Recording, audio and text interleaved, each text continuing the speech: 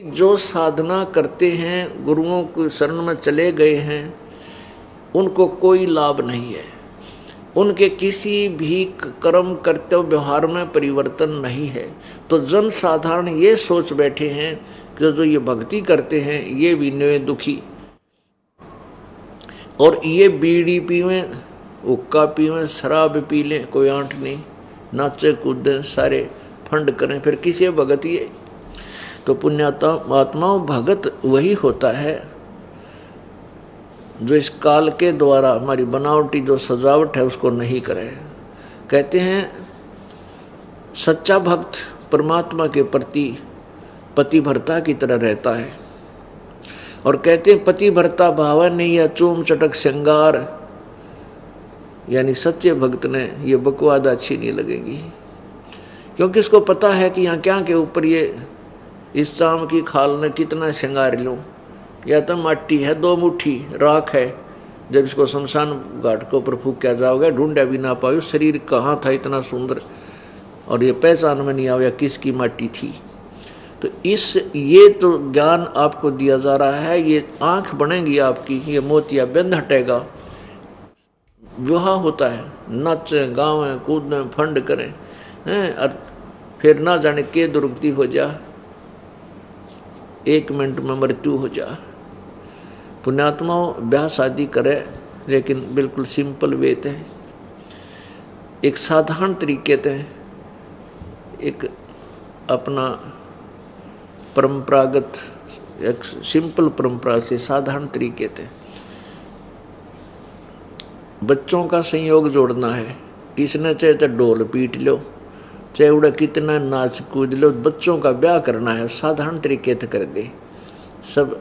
क्योंकि ब्याह शादी में कितना पैसा लगाए हैं, देखम देखा गरीब आदमी भी अपनी बेटी के लिए उस देखम देखा लाखों रुपये बर्बाद कर देता है, और फिर कर्जा हो जाता है, सारी उम्र रोता है। इसलिए लोगों ने बेटी की चाह समाप्त कर दी, और अब तो खैर प्रतिबंध लग गया, नहीं पहले गर्भ में बेटी मरवाने लायक गए थे। कारण क्या था कि हमारी नालायकी, हमारी जो परंपरा गलत बना ली हमने। नहीं, बेटी के साथ धन नहीं, पहले बाप का कमावा फिर अगले के जावे, जो दे दे वो ले जाना, तो बेचारी कदे ऑब्जेक्शन नहीं करती। तो हमारे जो नकली जो ड्रामाबाजी है, इसने ये समाज बर्बाद कर दिया। परमात्मा से डर रहा नहीं, डर होगा ज्ञान ते, ज्ञान किसी के पास था नहीं। भक्ति में परमात्मा की में सब लगना चाहते हैं, लग भी जाते हैं, उनसे लाभ कुछ होता नहीं, क्योंकि वो उनकी way of worship according to the shastra नहीं है, उनकी पूजा की विधि सदग्रंथों अनुसार नहीं है। इसलिए गीता जी अध्याय नंबर 16 के श्लोक नंबर 23 में कहा कि शास्त्र विधि को त्याग कर जो मनमाना आचरण करते हैं, मनमानी पूजा करते हैं, उनको ना तो कोई सुख होए, ना उनकी कोई सिद्धि होए, ना उनकी गति होए। फिर भक्ति किस लिए करते हैं? इन 3 चीज़ों के लिए करते हैं। तो इसलिए 24वें श्लोक में कहा कि 16वें अध्याय के में कि अर्जुन, इसलिए तुम सदग्रंथों को आधार मानकर कि जो कर्तव्य कर्म हैं उनको कर, और नहीं करने के उन पूजाओं को त्याग। शास्त्रों को प्रमाण कर किसी की दंत कथा पर विश्वास मत करना। तो अभी तक हमारे संतों ने, गुरुओं ने, ऋषि और महर्षियों ने दंत कथा सुना रखी थी हमारे को शास्त्रों का ज्ञान नहीं दिया। उन्होंने हमें आउट ऑफ सिलेबस पढ़ाया, पाठ्यक्रम से बाहर की पढ़ाई, नावल पढ़ा दिए। हमारे पाठ्यक्रम की पुस्तकों को का ज्ञान उन्हें नहीं था, तो वो टीचर नहीं थे, वो हमारे गुरु नहीं थे, वो हमारे पूर्वजों के जीवन के शत्रु थे। उनको भूत बनवा दिया, पितर बनवा दिया। गलत साधना करने से वो पितर बने, भूत बने, और फिर कहते हैं तेरा पिता भूत बन गया, उसकी गति करवा दे। उसमें बोला था, अब गति क्या करवा दे? अब उसके पिंड भरवा दे हैं, उसकी 13वीं कर दे, 17वीं कर दे, 36 फंड कर दे, और फिर वो कौवा बना दिया।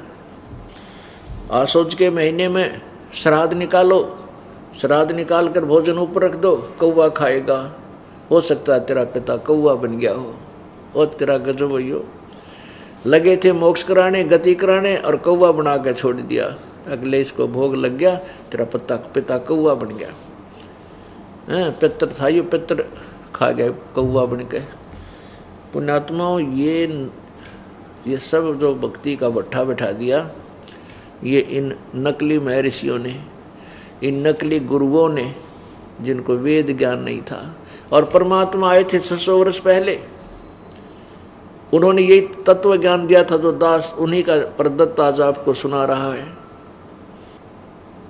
इसको उन नकली, उन अज्ञानी ऋषि महर्षियों ने रिजेक्ट कर दिया कि कबीर तो अनपढ़ था, अशिक्षित था, वो के जाने गीता और वेदों और पुराणों के बारे में। इसलिए उस समय ये बात स्वीकार कर लेना सहज था कि कबीर जी संस्कृत नहीं जानते, ये शिक्षित नहीं है, क्योंकि एक वर्ग, ब्राह्मण वर्ग ही संस्कृत भाषा को पढ़ने का अधिकारी था, अन्य कोई वर्ण नहीं पढ़ सकता था। इसलिए नकली गुरुओं ऋषियों का दाव लगा रहा, इनके झूठ ढोल के डंके पे खूब चलती रही, स्वीकार होती रही। अब आ गया इसका अंत।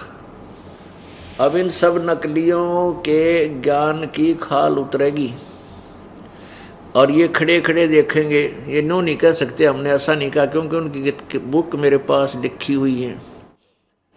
उनके द्वारा दिया हुआ ज्ञान, उनके द्वारा दिया हुआ नाम सबके पास उपलब्ध है, और वो सब का सब शास्त्र के विपरीत है।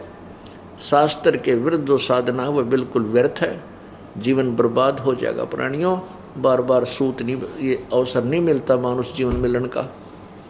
तो अब ये कुछ दिनों में जब मानव जाग जाएगा, मानव समाज में ये क्रांति आवेगी भक्ति की एकदम, इन झूठे गुरुओं को कहीं छुपने का ठिकाना नहीं मिलेगा।